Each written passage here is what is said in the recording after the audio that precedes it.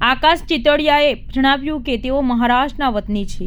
સુરતમાં 5 મહિનાની રોડ બાજુએ વાહન પાર્ક કરી આયુર્વેદિક દવાઓનું વેચાણ કરી ગુજરાન ચલાવી રહ્યા છે. ઘટના સોમવાર સાંજની છે. નાનો 20 મહિનાનો પુત્ર રમતા રમતા રોડ ઉપર ચાલી ગયો હતો ત્યારે એક ટ્રકે માસૂમ અશ્વિનને કચડી નાખતા સ્થળ પર જ તેમનું મૃત્યુ થયું હતું.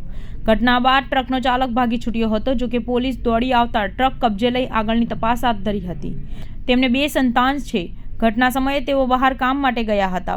પત્ની પાર્ક વાહનમાં કામ કરી રહી હતી. એ દરમિયાન ઘટના બની હતી. પોલીસે હાલ ગુનો નોંધી ફરાર ટ્રક ચાલકની શોધખોળ હાથ ધરી છે. ટ્રક બાંધકામ સાઇટ ઉપર સામાન લઈ જવાની હેરાફેરી વપરાતું હોય એમ કહી શકાય છે. બાળકનો જમણા હાથથી લઈને આખું માથું અને મોઢું ટ્રકના વ્હીલ નીચે કચડાઈ ગયું હતું. हाल पुलिस तपास चाली रही है. आकाश, क्या घटना हुई थी और किस तरह की घटना है? सर हम रहते हैं अभी पीएमसी ऑफिस के सामने रहते हैं हम लोग सिद्धार्थनगर में. वहाँ पर रोड के बाजू में लड़का बैठा था, उसकी माँ भी उधर खड़ा था.